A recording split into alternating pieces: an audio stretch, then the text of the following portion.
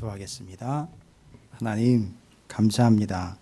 저희들을 멸망과 죽음으로부터 건져 생명과 영생으로 인도하여 주심을 감사합니다. 우리는 현세에 많은 것들을 누리고 있습니다. 놓치고 싶지 않은 것들은 이 땅에 썩어질 것이 아니라 그 썩어질 것들을 투자하여 얻게 된 주님과의 관계, 기도할 수 있는 힘, 주님을 기다릴 수 있는 믿음, 또 하나님을 예배할 수 있는 이 영광스러운 자리, 예배 중에 역사가 나타나는 것들을 믿는 믿음, 다시 오실 것을 믿는 소망, 이것을 이미 우리는 받았습니다. 이미 받은 것을 영생으로 이어 하나님께서 주시는 것들이 소멸되지 않고 계속해서 누리게 될 줄로 믿습니다. 이렇게 다양하게 얻은 하나님의 은혜를 하나님의 영광을 위하여 사용할 수 있게 하시고 우리가 누리는데 참대로 복된 자들의 삶을 살아가도록 이제 우리는 제자로 부름을 받았고 제자의 도리가 무엇인지를 깨닫고 이제 우리의 삶은 제자의 삶으로 자연스러워진 삶이 되기를 소망합니다. 받아주시고 우리를 이끄시는 주님이 우리의 구주이시며 스승이시며 생명이시며 구원이신 것을 고백합니다. 입에 발린 고백이 아니라 진정으로 우리의 마음과 심령으로부터 진심으로 올려드리는 고백이오니 받아 주시옵시고 절대 주님이 계셔할 자리에 내가 올라앉는 불상사가 생기지 않게 하여 주시옵시고 주님이 영광 받으셔야 할 그 이름에 내 이름이 새겨지는 일이 생기지 않게 하여 주시옵소서. 오늘 이 예배가 하나님이 최고로 높임을 받고 주의 이름이 영광을 받는 귀한 소중한 자리가 되게 해 주시옵소서. 우리를 이끄시고 인도하시되 생명과 영생으로 이끄실 것을 믿사오니 부족하고 연약한 길거리에 내버려진 길거리에 그 불쌍한 심령들과 죽어가고 있는 영혼들과 같이 팽개치지 아니하시고 거두어 주신 주님 감사드립니다. 이제 예배하오니 예배를 받아 주시옵시고 이제 귀를 기울이오니 말씀하여 주시옵소서. 듣고 그것이 삶이 되는 우리의 영혼 우리의 인생이 되게 도와 주시옵소서. 감사드립니다. 예수님의 이름으로 간절히 기도 올려옵나이다. 아멘. 할렐루야. 한번 따라해 보실까요? 주보에는 제가 기록을 하지 않았습니다만 제가 이제 오늘의 타이틀이고 또 설명을 드려야 될 말씀인데 제3, 재생이라는 제가 만든 단어예요. 오늘 우리가 나눌 말씀의 핵심을 제가 요약을 해서 사자성어는 아니고요. 잊지 마시라고. 제3, 재생. 제가 아니라 그 제자 할 때. 제3, 재생. 한번 따라해 보실까요? 제3, 재생. 무슨 뜻일까요? 제자의 삶, 재생이 아니에요. 리사이클이 아닙니다. 제자의 삶, 제자의 생.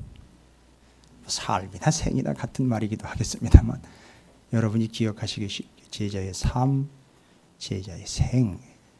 삶을 살아 생을 마감하라는 얘기입니다. 뭘로요? 주님의 제자로요. 여러분 지금까지 우리가 말씀 나눈 거 이렇게 차분히 좀 정리해 보실까요? 우리는 처음에 제자 됨에 대해서 이야기했어요. 제자가 되어야 한다라고 할 때 제자는 반드시 누구를 전제로 하고 있다라고 얘기를 드렸지요. 스승을 전제로 하고 있습니다. 그리고 그 스승을 전제로 하고 있기 때문에 제자가 있기 그 제자는요 그 스승을 반드시 따릅니다라고 얘기해서 제자의 도를 얘기를 했어요. 잘 정리하시기 바랍니다. 이건 철학이 아닙니다. 이건 말씀이에요. 아무리 스스로가 말씀에 능하도 아무리 스스로가 믿음이 있는 채 해도 스스로가 제자의 삶을 살지 않는 것들은 우리가 부인할 수 없는 사실로 우리에게 다가오게 되어 있습니다. 그래서 제자됨에 대해서 이야기를 드렸고 그래서 그 길을 가는 제자의 도를 이야기했습니다. 그렇다면요 이젠 그것이 자연스러운 뭐가 되는 거죠? 삶이 되고 생이 된다는 겁니다. 그래서 제자의 삶이요 제자의 생에서 제3, 생에 대한 이야기가 오늘 18장의 말씀입니다. 제자의 삶에 대한 거예요. 제자됨과 제자의 도리가 이미 익숙해지면서 이제는 그것이 우리의 삶이 되어버린, 한마디로 표현할까요? 자연스러움이라고 이야기합니다. 당연함이라고 이야기합니다. 이건 우리가 공부해야 될 게 아니라 삶에서 드러나는 걸 이야기하는 겁니다. 자연스러운 삶 그 자체를 이야기하는 거예요. 배고프시면 뭐 합니까? 밥 먹습니다. 졸리면 마려우면 맞습니다. 제가 이게 아프다 보니까 잘 먹고 잘 싸는 것이 얼마나 감사한 일인지 모르겠습니다. 아니요, 여러분 고개 끄덕끄덕 하시는데 잘 몰라요. 아직 제 앞에서 얘기하지 마십시오. 잘 먹고 잘 싸는 게 얼마나 감사한 일인지 여러분 잘 몰라요. 제 앞에서는 얘기하지 마세요. 죄송합니다만 여기 장로님 계시고 연세 많으신 분들 계시지만 죄송합니다. 말씀하지 마십시오. 잘 몰라요. 얼마나 감사한 건지 몰라요. 제가 지난 한 주간 동안 문득 말씀을 준비하면서 묵상을 하다가 지나가는 영상을 하나 봤어요. 저는 애완동물들을 그렇게 좋아하거나 기르고 싶은 마음은 별로 없습니다. 근데 그 동영상을 보다 보니까 한 동영상이 눈에 확 들어와가지고 제가 거기서 멈춰버렸어요. 길거리에서 비를 맞으면서 그 길가리가 차가 막 다니는데 이제 태어난 지 얼마 안 된 새끼 고양이가 거기 버려져 있는 거예요. 그 버려져 있는 게 팔팔팔팔 떨면서 그냥 내버려두면 죽을 수밖에 없는 거죠. 이미 사람의 손을 탄 것 같기도 하고 어미는 어디 갔는지도 모르겠어요. 참 무책임하지요. 그게 동물의 세계라고 하면 뭐라고 얘기는 못하겠습니다만 그 죽어가는 새끼 고양이를 누가 차를 타가다가 발견을 한 거예요. 그 어두운데 불빛에 그게 비춰졌는지 그걸 발견을 해가지고 그 손바닥 크기만한 거를 이렇게 손에다가 담아가지고선 그걸 집으로 데려와가지고선 그 체온이 떨어지는 걸 부여안고선 그걸 비벼가면서 그걸 걸려가지고선 체온을 높여가지고선 우유를 먹여가지고 살려내더라고요. 제가 그걸 봤어요. 그걸 즐겨보거나 그걸 어떻게 제가 자주 봤던 건 아닌데 탁 그 영상이 들어오면서 저게 나다. 저 죽어가던 새끼 고양이가 나다. 그 죽어가던 새끼 강아지가 나다. 하나님이 나를 그렇게 길바닥에 내던진 존재를 거두어서 살려서 오늘 여기 이렇게 주님 앞에 나를 세워주셨고 여기 이렇게 내보내주셨구나. 저게 나다. 그래서 내가 이렇게 살아가고 있구나. 하나님이 날 살려주셨구나. 길거리에 내던져진 그 존재와 같은 나를 하나님이 살려주셨구나. 너무너무 감사하게 한 주를 보냈습니다.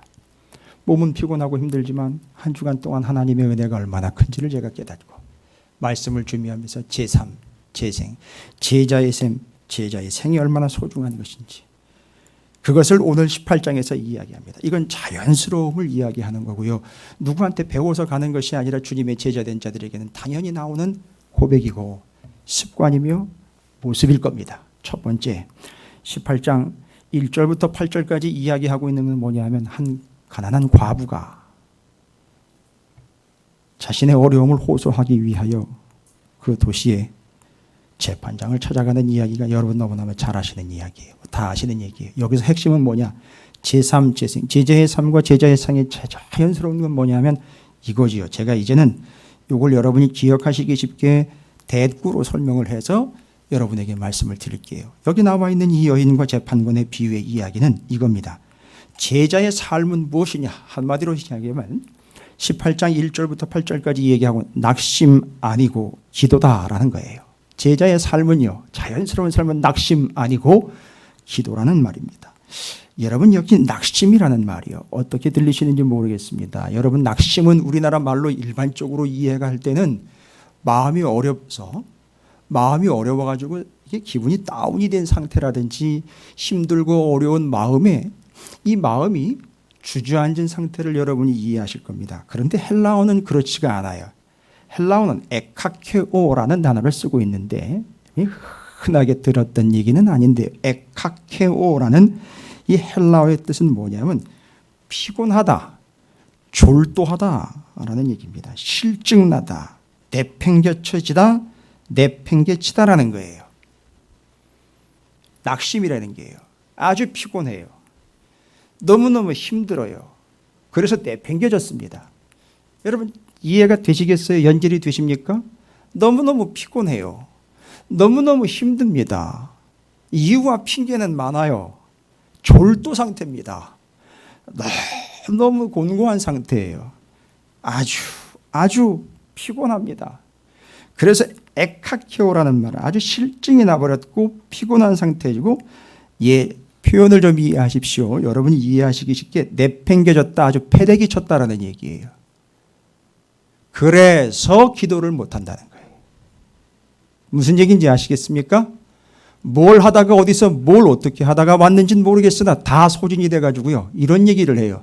너무 피곤해서 내가 기도가 안 된다라고 이야기를 합니다. 되지도 않는 얘기를 하고 있어요. 여기 낙심되다라는 말은 뭐냐? 다른 무엇 때문에 너무너무 피곤해서 기도를 못할 지경에 이르렀다는 거예요. 전날 밤에 뭘 했는지 모르겠으나 그 다음날 기도가 안 되는 거죠. 아니 뭘 어떻게 했는지는 모르겠는데 아예 영혼이 내팽개쳐져 가지고 너무 피곤하다라는 이유로 기도를 못하겠다는 거예요. 여러분 이게 말이 되는 겁니까? 낙심이라는 말은 바로 그거예요. 영혼이 이미 다른 것에 소진이 돼 가지고 다른 것에 소비가 다 되어버려서 기도할 수 없을 지경에까지 이르렀어요. 그게 뭘 내팽개친 겁니까? 기도를 내팽개친 거예요. 낙심이라는 말은 다른 무엇 때문에 피곤하여 영혼이 내팽개쳐졌는데 그건 그의 영혼이 내팽개쳐진 게 아니라 패대기쳐진 게 아니라 기도가 내팽개쳐진 거예요. 여기서 낙심은 그걸 얘기합니다. 자, 이제 여러분에게 절대 낙심하지 않고, 그렇죠? 다른 것 때문에 피곤하지 않고 다른 것 때문에 피곤할 모든 시간이나 노력들을 어디다 갖다가 다 투자해버리는 거죠. 그렇지요. 그게 제자의 삶입니다. 여러분 기도하는 것이 곧 뭐 하지 않는 거죠? 그렇습니다. 맞습니다. 낙심하지 않는 거예요. 낙심하지 않고 기도한다라는 말은 어떻게 보면 요 설명에는 맞지 않는 거예요. 기도하는 것 자체가 곧 낙심하지 않는 거예요. 이해하시기 바랍니다. 낙심했다라는 말은 이미 마음을 놓았다가 아니라 뭘 놓았다는 거죠? 기도를 놨다는 거죠. 그래서 낙심한다라는 말은 뭐를 안 하는 걸 얘기를 하는 거죠. 기도를 안 하는 걸 얘기를 하는 거예요. 그럼 뭐 하면 돼요? 그냥 기도하면 됩니다. 됐습니까? 뭐처럼요? 습관처럼요. 그냥 습관처럼요. 제가 지금 목이 말라요. 그러면 먹어요. 마십니다. 이것처럼 기도하라는 얘기예요.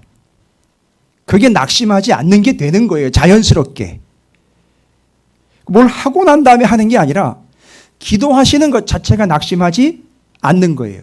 여러분 기도를 너무 해가지고 졸도해 보신 적 있으세요? 그런 적은 없어요. 너무 놀다가 졸도한 사람은 제가 봤어요. 그래서 기도를 못해. 그죠? 토요일까지 엉망으로 살다가 주일날 아주 피곤해졌던 모습으로 교회 와가지고서 예배도 안 되고 기도도 안 되는 걸 봤어요. 그게 낙심인 거예요, 여러분. 마음이 어려워진 게 낙심이 아니고요. 누가 상처 주는 얘기를 해가지고 마음이 다운된 게 낙심이 아니고요. 기도를 놓은 게 낙심이라고요. 그냥 하면 돼요. 여기 낙심하지 않은 한 사람을 예를 들어 드리겠습니다. 구약 성경에 나오는 한 사람인데요. 기도하면 또 이 사람 빼놓을 수 없지요. 낙심하지 않고요. 절대 낙심하지 않고 완전히 습관적으로 기도했던 사람입니다. 하루에 3번. 어떤 상황이든지 낙심하지 않고요. 그 자리에서 바로 기도를 들어갑니다. 그냥 습관적이에요. 그 사람을 보면은요, 그 상황을 보면 완전 낙심 그 자체를 돼야 돼요. 그래서 기도하지 않고 그냥 고꾸라져야 돼요. 그냥 내팽개 쳐야 돼요. 그 어마어마한 상황에서요. 사자가 몇 주일 동안 굶어가지고요, 입만 벌리면 그 속으로 들어가는 게 다 먹잇감이 돼버립니다. 누구 얘기인지 아십니까? 다니엘입니다. 다니엘이 사자굴에 들어갔어요. 근데 이 사자가요, 며칠을 굶은 사자예요. 그럼 상상이 가십니까? 그럼 사람이 떨어지자마자요. 그건 사람이 아니죠. 뭡니까? 먹잇감입니다. 그럼 어떻게 될까요? 순식간에. 그냥 바로 삼켜버리는 겁니다. 그런데요, 희한한 일은 먹잇감이 뚝 떨어졌는데 며칠을 굶었는데, 예? 그걸 왜 나한테 묻냐고요? 그럼 제가 누구한테 물어요? 우리 사랑하는 찾으시는 교회 성도들한테 물어봐야죠. 제가 여러분 너무너무 사랑하는 거 아시죠? 예, 말로만요? 아니요. 예, 여러분 제가 죽도록 사랑합니다. 대답해 주세요. 예. 그런데 그 사자가요. 아니 입을 뻐끗도 안 해요. 사자는 이미 입이 닫혔고요. 그 사자는 이미 며칠을 굶었고요. 쫄쫄 굶었습니다. 무엇든지 떨어지면 그 사자 그릇은 다 밥이 돼가지고 뼈도 며칠입니다. 뼈도 며칠인다는 얘기는 어떻게 되는 거예요? 사자가. 뼈까지 다 먹어치운다는 얘기예요. 그런데 그 입이 닫혔어요. 그리고 다니엘은 거기 들어갔습니다. 왜 들어갔죠?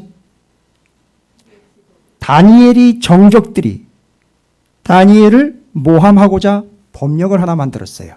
절대 왕 말고는 다른 것을 경배하거나 절하지 못하도록 합시다. 통과. 그런데 다니엘은요. 아주 조용히 기도하면 되잖아요. 그냥 눈치껏 하면 되잖아요. 문도 닫고 그냥 알아서 눈치껏 좀 조용히 무릎 꿇고 그냥 벽 밑에서 쥐식은 듯이 좀 기도하면 되잖아요. 그거 하나님이 안 들어요. 어디서 기도한들 안 들으십니까? 아니 아무리 작게 기도한들 안 들으십니까? 귀가 먹었습니까 주님이? 아니요 다 들으세요. 근데 그거 굳이 다니엘 어떻게 기도했습니까? 창문을 열고요. 왜요? 왜 창문을 연 겁니까? 코로나19 때문에요? 창문을 열었다는 거는요. 방향이요, 방향. 솔로몬이 성전 짓고 난 다음에 봉헌기도 올렸잖아요. 하나님, 우리 민족이 남의 나라 땅에 포로로 끌려갔다가 이 성전을 향하여 기도하고들 거기서도 들어달라고 얘기를 했잖아요. 그거 믿고 거기서 기도한 거잖아요. 다니엘이. 성경을 모르면 아무것도 모르는 거예요. 정말 이해가 안 돼요. 다니엘이 왜 그렇게 기도했는지 이해도 못해요. 그냥 믿음이 좋아서 기도했다고 그냥 넘어가는 거예요. 아니요. 성경 그대로 기도한 거예요. 역대상 하 보세요.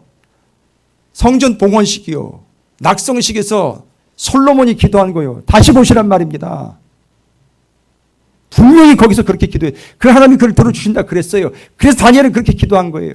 레위기에 먹지 말라는 거 나와 있는데 식탁에 올라왔단 말이에요. 안 먹는다 그러는 거예요.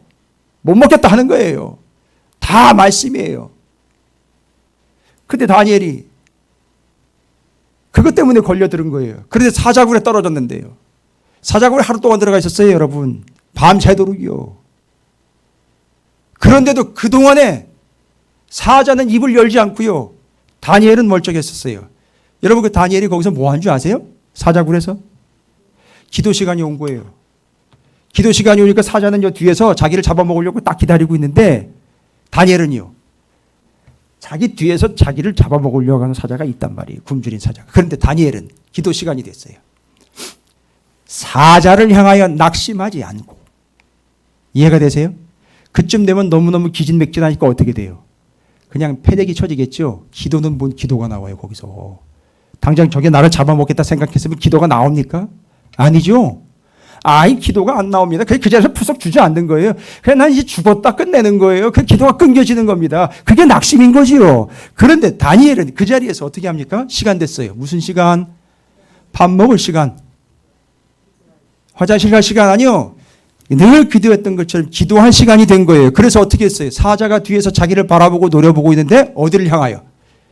거기서도 방향을 찾는 거예요. 예루살렘을 향하여 기도를 했어요, 여러분. 그게 낙심하지 않는 거죠. 거기서 자꾸 꼬꾸라지고 패대기 치고 거기서 쓰러져 절대 기도할 수 없는 상황인데 그는 기도를 자연스럽게 했단 말이죠. 뭐에 따라서요? 습관에 따라서요. 늘 했던 그대로 기도를 들어갔습니다. 할렐루야. 잘 들어보세요. 그러면 기도해서 사자의 입이 닫힌 겁니까? 예? 우리는 이렇게 자꾸 해석을 합니다. 자꾸 이렇게 설명을 하려고 그래요. 기도를 열심히 하면 사자의 입이 닫힐 것이다. 잘 들어보세요. 기도를 열심히 하면 사자의 입이 닫힐 것이다. 이상하게 신비주의 운동을 펼쳤던 사람들이 기도를 잘못 이해시키면서 지금까지 기도를 뭘 이뤄내는 수단으로 자꾸 썼어요. 이 거짓말쟁이들 아주 새빨간 거짓말, 빨갱이보다 더 강한 거짓말쟁이들이. 잘 들어보십시오. 이미 사자굴에 들어가 있을 때부터 사자는 입이 닫혀 있었어요. 뭔 얘기인지 아시겠습니까? 다니엘이 기도해서 사자의 입이 닫힌 게 아니에요. 이미 닫혀 있었다고요. 거기 들어갔어요. 거기 들어갔고 그것 때문에 기도를 하지 않는 낙심으로 들어가지 않고 거기서도 기도를 했단 말입니다. 잘 들어보십시오. 사자의 입이 닫힌 거는요, 어마어마한 기적이에요. 여러분 누가 닫았습니까?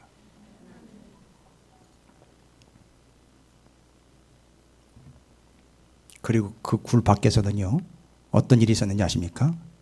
두 가지 기적이 있었어요. 두 가지 기적. 어떻게 재미있으세요? 재미없으면 다른 주제로 넘어가고요. 이 중요한 얘기입니다. 그때 사자굴에서는 두 가지의 안과 바깥에 어마어마한 기적이 있었습니다. 첫 번째 기적은 굶주린 사자의 입이 닫혀 있었다는 거고요.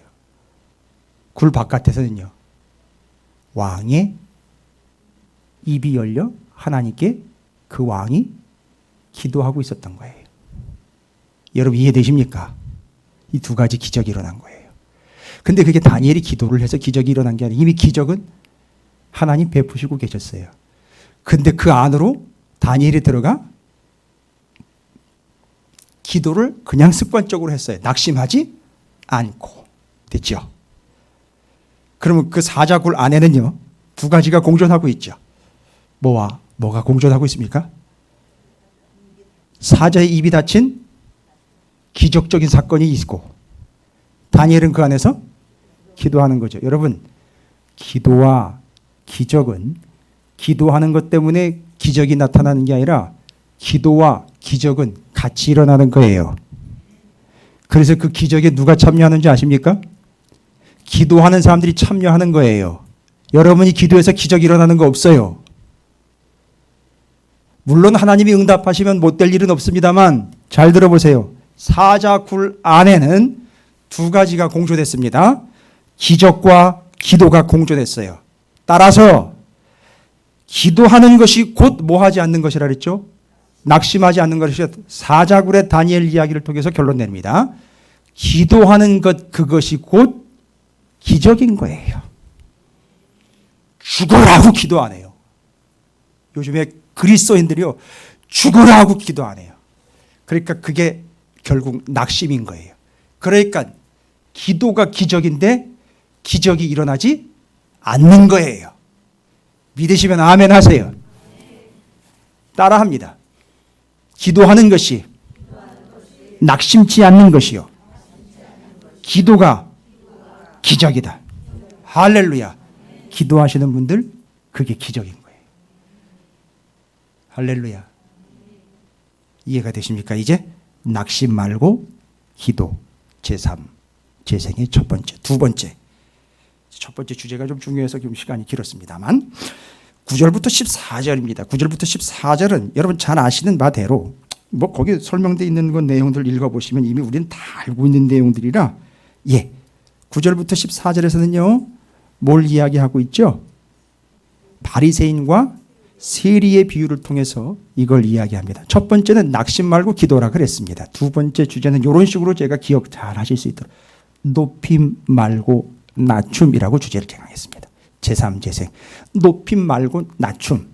여러분 여기 높임과 낮춤에 대해서 이게 교만과 겸손에 대한 이야기를 하려고 하는 내용인데, 시작하면서부터 여러분 자기를 의롭다고 믿고 다른 사람을 멸시하는 자들에게 이 비유로 말씀하시되라고 교만하며 자기를 뭐하는 사람들이요? 높이는 사람들의 특징에 대해서 9절 시작하면서 그렇게 얘기를 해요. 그 사람들이 왜 문제인 줄 아십니까? 교만, 곧 자기를 높이는 게 왜 문제인 줄 아세요? 9절에서 이렇게 설명을 해요. 오한데요? 자기를 높이는 사람들의 특징, 문제가 이거예요. 뭐죠? 자기를 첫 번째 의롭다고 믿고, 두 번째는요 다른 사람을 멸시하는 게 문제예요. 이게 이 교만한 사람들의 심각한 문제예요. 어떻다고요? 자기 스스로를 의롭다라고 믿고 다른 사람들을 멸시해요. 이게 왜 문제가 되느냐면 심각하게 성경에 위배되는 거죠. 자기 스스로를 의롭다고 믿어요. 성경에 뭐라고 나와 있습니까? 의인은 없나니 한 사람도 없어요. 근데 자기가 뭐래요? 의롭대요. 됐죠? 이건 하나님을 정적으로 배격하는 행위죠. 하나님에 반하는 거죠. 두 번째는요. 다른 사람을 멸시한다 그러죠. 다른 사람을 실족시키는 사람은 어떻게 해야 된다 그랬어요? 연자맷돌 목에다 달아가지고 물에다가 빠쳐버리는 게 차라리 낫다 그랬죠. 끝난 거예요. 이 사람은 지금 이제 이 존재 가치가 없는 거예요. 자기 스스로 높이는 거예요. 여기 높인다라는 말은요. 자기를 높이고 남을 낮추는데 자기를 높인다라는 휩소라는 단어를 쓰는데 이 휩소라는 말이 최고라는 얘기, 꼭대기라는 얘기입니다.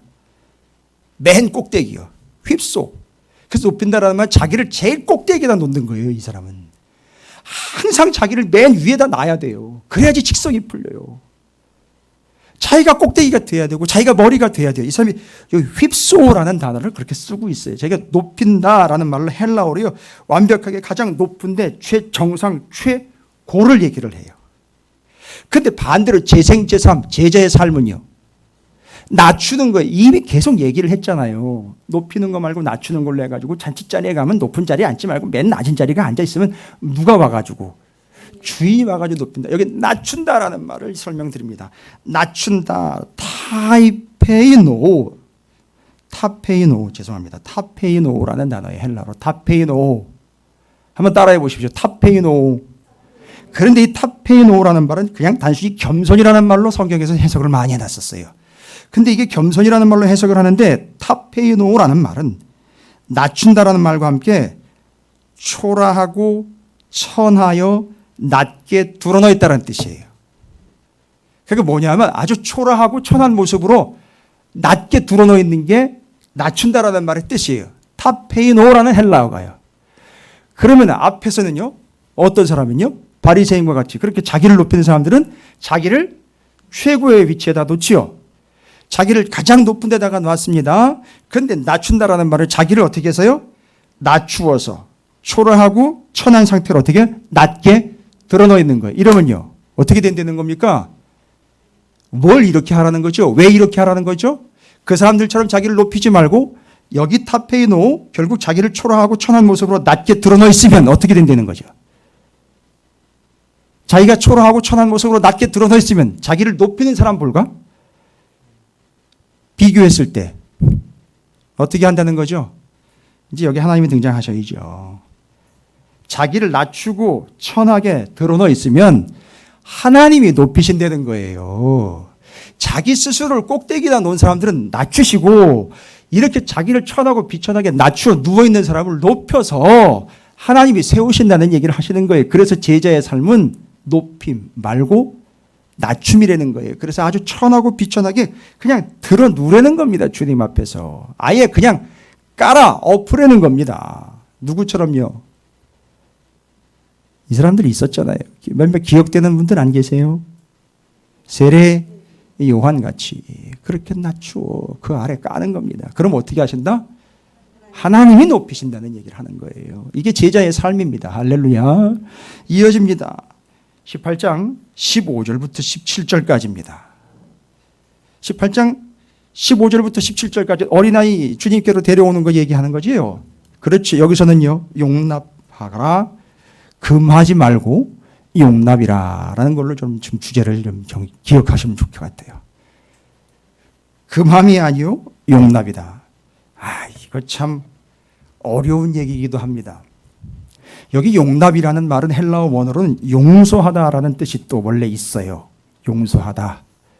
그런데 좀 용납이라는 말은 뭘 용납하라는 겁니까? 어린아이가 주님께로 가까이 오는 걸 용납하라는 거예요. 뭐 하지 말고요? 금하지 말. 근데 여기 금하다라는 말은 뜻이 뭔지 아십니까? 그냥 단순히 막는 게 아니에요. 방해하고 회방하는 걸 얘기를 해요. 아주 교묘하고 노골적으로 방해하고 회방하는 것을 얘기해요. 억제하고 금지시키는 걸 얘기를 합니다. 아주 상당히 강력한 단어를 썼어요. 용납하고 금하지 말아라. 너희들 스스로 이 주님께로 오는 사람들을 금하지 말라는 거예요. 방해하거나 회방하여 막지 말라는 얘기고요. 용납이라는 말은 용서하여 주님께로 가까이 오는 건데 잘 보십시오. 이게 왜 기가 막힌 본문이냐면 어린아이를 스스로 주님께로 가까이 가게는 할 수 없어요. 여기도 본문에 분명히 나와 있죠. 어떻게 어린아이가 주님께 가까이 갑니까?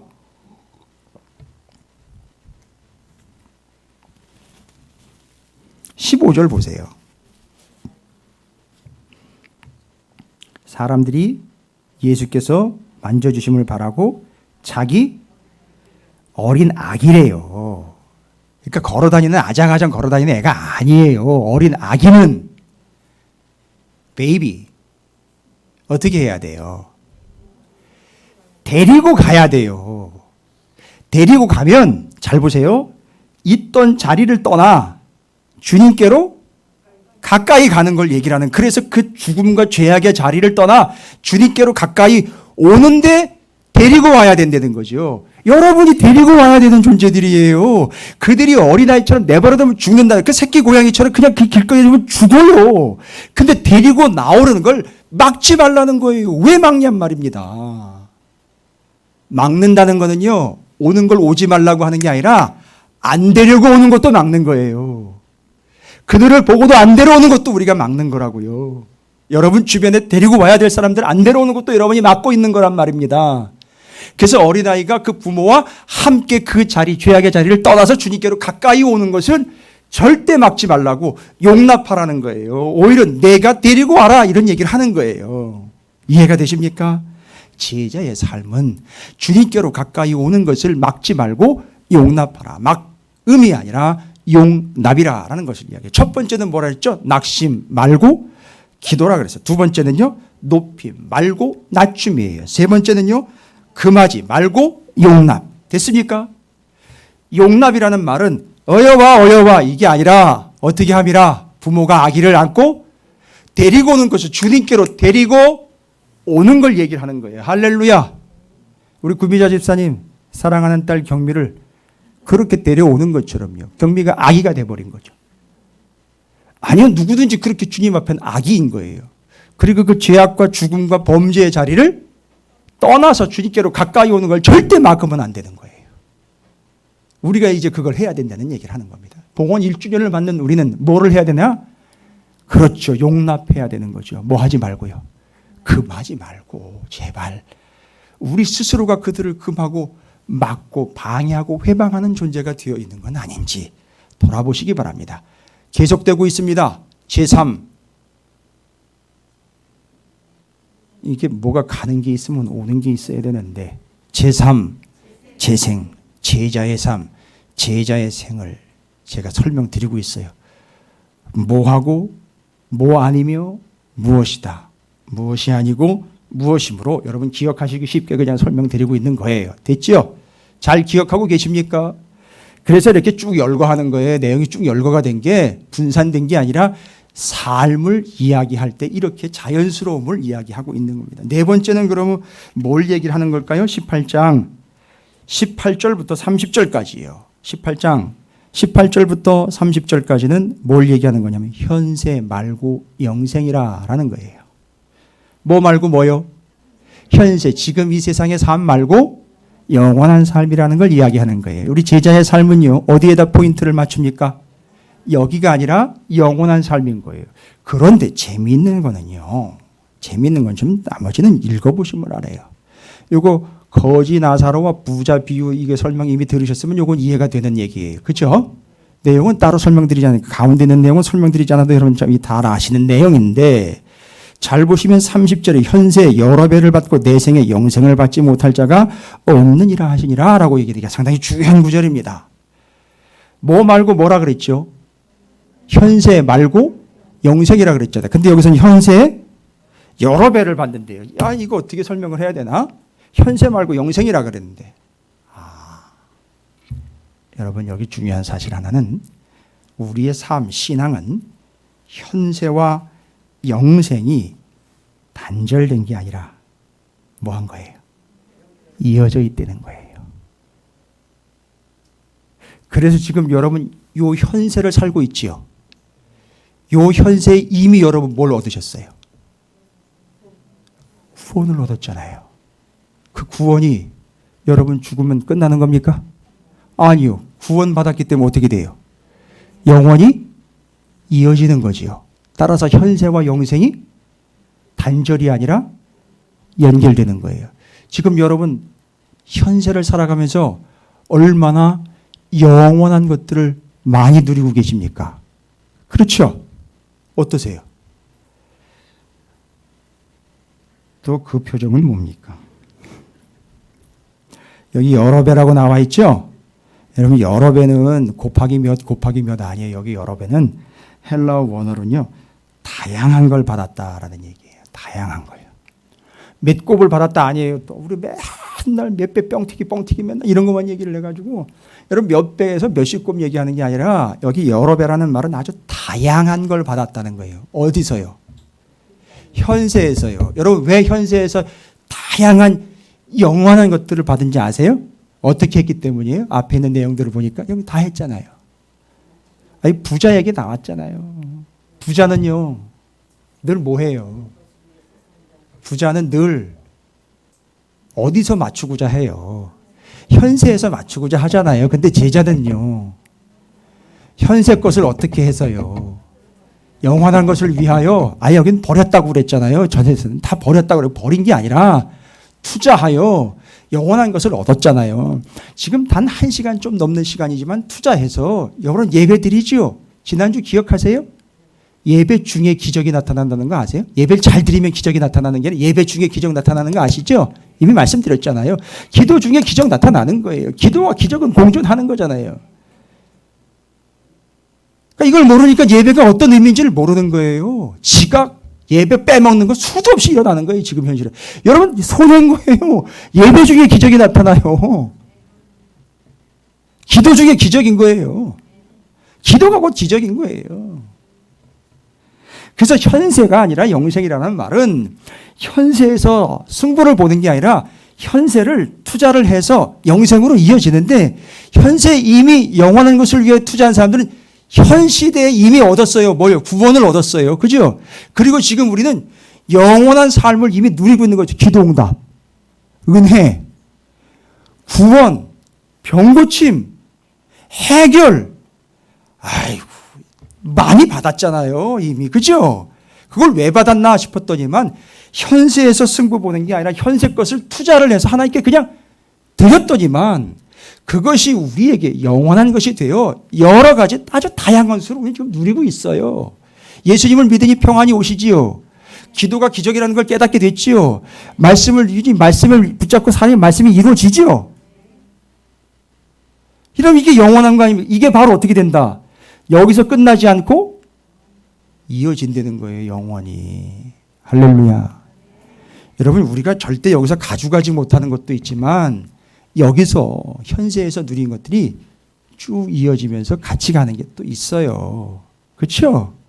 지금 하나님이 함께 하시잖아요. 그죠? 그러면요 거기서는요. 여전히 함께 하시잖아요. 여러분 구원 받으셨죠? 거기서는요. 구원 받은 존재로 또 살아가실 거 아니에요. 여기서는 기도하면서 주님과 대화했지요. 기도를 통해서. 거기는요. 어떻게 해요? 대면하면서 얘기하실 거 아니에요. 직접. 그렇죠? 여기서는 성경을 통해서 주의 말씀을 받으셨지요. 거기서는요. 직접 받으실 거 아닙니까? 다 이어지는 거 아닙니까? 도로? 그래서 여기서 다양한 것을 받았는데 그것이 이어진다는 거예요. 자, 따라서 제3, 재생. 지금 네 번째지요. 현세 아니고 영생이라. 그러나 현세에 받은 것들을 영생으로 이어진다라는 것. 절대 잊지 마시기 바랍니다. 따라서 우리의 삶은 어떤 삶이 되어야 되느냐? 현세의 것을 투자하여 영원한 것을 얻는 삶을 사는 게 제3, 재생이다라는 걸 이야기하는 겁니다. 다섯 번째는요. 31절부터 34절입니다. 31절부터 34절은 중요한 이야기를 하나 하고 있는데 예수께서 12제자를 데리시고 이르시되 보라 우리가 예루살렘으로 올라가는 이 선지자들을 통하여 기록된 모든 것이 인자에게 응하리라는 거죠. 어떻게 된 겁니까? 뭐가 어떻게 된다는 거죠? 선지자에게 이르신 말씀이 기록된 모든 것. 이게 기록된 모든 건 뭘 얘기하는 겁니까? 성경이요. 그게 인자는 누구예요? 예수님에게 이루어진다는 거죠. 그런데 문제는 뭐냐면 인자가 이방인들에게 넘겨져 희롱을 당하고 능욕을 당하고 침뱉음을 당하겠으며 그들은 책찍질하고 그를 죽일 것이나 그는 3일 만에 살아나리라 하시되 제자들이 이것을 하나도 뭐예요? 깨닫지 못하였으니 그 말씀이 감추어졌으므로 그들이 이르신 바를 알지 못하였더라. 그럼 뭘까요? 예, 제3 재생은요, 알지 못함이 아니라 깨달음이 되어야 한다는 겁니다. 깨달음이요. 알지 못함이 아니라 깨달음. 여러분, 여기 깨달음이라는 말은요, 여러분 옛날에 제가 이미 얘기 드린 거 있는데 기억하시는지 모르겠어요. 들어보시면 기억나실 거예요. 깨달음이라는 말은 순이엠이라는 말이에요. 순이엠이. 들어보셨어요? 기억나시죠? 뜻은 잘 뭔지 모르겠는데 그때 들으면서 아, 순이엠이 누구네 애미? 니네 애미 남의 애미 뭐 이러면서 그랬었어요. 순이엠이 기억나시죠? 근데 이 순이엠이라는 게 깨닫는다는 거예요. 뭐를요? 제자의 삶은 뭘 깨닫는 삶이 돼야 돼요? 뭐가 아니라 알지 못함이 아니라, 여기 지금 답답하잖아요. 제자들이 알지 못함이 아니라 뭐합니다? 깨달음이 돼야 되는데, 깨달음이란 말은 헬라로 순이엠이에요. 그 순이엠이라는 말은 뭔지 아십니까? 순이엠이라는 순이라는 말은 함께한다, 같이 간다라는 거예요. 그럼 깨닫는다라는 말은요, 그냥 읽고 뭔가를 이해하는 게 아니라 지금 뭘 깨달아야 돼요? 말씀이죠. 말씀을 뭐 하는 겁니까? 함께 가는 거예요. 그렇죠. 동행하는 거예요. 말씀과 함께 가, 그 무슨 얘기하냐면 말씀과 절대 떨어지지 않는 걸 얘기를 하는 거예요. 그래야지 어떻게 한다는 거죠, 말씀을? 그래야 깨닫게 된다는 거예요. 그런데 성령은 쥐뿔도 보지도 않으면서 뭘 깨달으려고 하느냐, 이런 얘기를 하는 거예요. 순이엠이고 말씀과 찰싹 달라붙어 가지고 말씀을 깨달아 알아갈 수밖에 없다라는 걸 이야기하는 겁니다. 이게 제3 재생이에요. 그래서 제자의 삶은 뭘 어떻게 하는 거냐? 말씀과 뗄래야 뗄 수 없이 순이엠이의 삶을 살아가는 거예요. 그래서 알지 못함이 아니라 깨달음이다. 그 깨달음이란 말은 성경과 함께 가는 거예요. 잃지 않은 삶을 살아가는 거죠. 성경을 절대 놓지 않는 거예요. 그냥 찰싹 달라붙어서 성경을 붙들고 사는 걸 순이엠이라고 이야기합니다. 그래서 그렇게 해야만 어떻게 된다? 그렇게 해야만 깨닫는 거예요. 그러니까 지금 제자들은 뭘 해야 되느냐면 바로 주님 가시면 주님은 육안으로는 볼 수 없잖아요. 그럼 주님을 통해 이루어진 하나님의 말씀들을 계속해서 묵상해야 되는 거예요. 그래야 다시 오실 주님을 또 기다릴 수 있는 것입니다. 지금 우리는 그 와중에 있는 것이고요. 우리가 바로 그 순이엠이의 삶을 살아가는 깨달음의 제자, 깨달음의 존재가 돼야 된다는. 그래서 절대 말씀을 놓아서는 안 된다라는 겁니다. 자, 뭐 말고 뭐라 그랬죠? 알지 못함이 아니라 깨달음, 순이엠이요, 말씀을 들러붙어 붙잡고 살아가는 삶을 이야기하는 겁니다. 자, 끝으로 6번째 제3 재생의 삶은 맹인을 고친 사건인데 이 맹인의 행동을 주목해 보시기 바랍니다. 37 그들이 나서는 예수께서 지나가신다 하니 맹인이 뭐 했습니까? 외쳐 이르되 다윗의 자손 예수여 나를 불쌍히 여기소서 하거늘 앞서가는 자들이 그를 꾸짖어 잠잠하라 하되 그가 더욱 크게 소리질러 다윗의 자손이여 나를 불쌍히 여기소서 하는지라. 예수께서 머물러 서서 명하며 데려오라 하셨더니 그가 가까이 오매 물어 이르시되 내게 무엇을 하여 주기를 원하느냐 이르되 주여 보기를 원하나이다. 예수께서 그에게 이르시되 보라 내 믿음이 너를 구원하였으니라 하시매 곧 보게 되어 하나님의 영광을 돌리며 예수를 뭐 했습니까? 그러니까 이 사람 뭐가 된 거예요? 제자가 된 거예요. 어떻게 되세요? 맹인으로 보지 못하다가 어떻게 됐습니까? 그 복음 예수 그리스도가 지나간다는 소리를 듣고 어떻게 했어요? 외쳐 이르되 아주 소리를 어마어마하게 지르. 여기 외쳐 이르되는 아주 고래고래 소리를 지른 거예요. 어마어마하게 소리를 지른 겁니다. 아주 이야기로 하자면 울음으로 하면 대성통곡인 거고요. 어마어마하게 소리를 질러가지고 예수를 붙잡은 거예요. 제3 재생. 끝으로 뭘 얘기를 하는지 아시겠습니까? 주님을 외쳐 부르짖는데 뭐하지 아니고 잠잠함이 아니라 크게 소리 지름이다라는 얘기예요. 그거를요 소리를 지르면요 여러분 다윗의 자손 예수여라고 소리를 질렀을 때는 맹인이 드러나는 게 아니죠. 누가 드러나는 겁니까? 예수가 드러나는 거예요. 그래서 지금 뭐 하라는 겁니까? 제3 재생은요 소리 질러 외쳐 부르짖어. 우리의 삶이 어떤 삶이라는 거죠? 내가 아니라 주님이 드러나는 삶을 살게 되는 걸 이야기하는 겁니다. 할렐루야. 정리 끝나겠습니다. 이게 자연스러워져야 되는 거죠. 그게 삶을 이야기하는 거죠. 그래서 18장 누가복음 18장 제3 재생 6가지로 제가 임의로 나눈 게 아니에요. 단락이 그렇게 나눠져 있기 때문에 제가 제3, 재생, 제자의 삶, 제자의 상은 어떤 삶과 어떤 생을 살아가야 할 것인가를 첫 번째 낙심 아니고 기도라고 말씀드려요. 두 번째는요. 높임 말고 낮춤이라고 그랬습니다. 그러면 주님이 높이신다 그랬어요. 세 번째는요. 금함이 아니요 용납 함께 데리고 나옴입니다.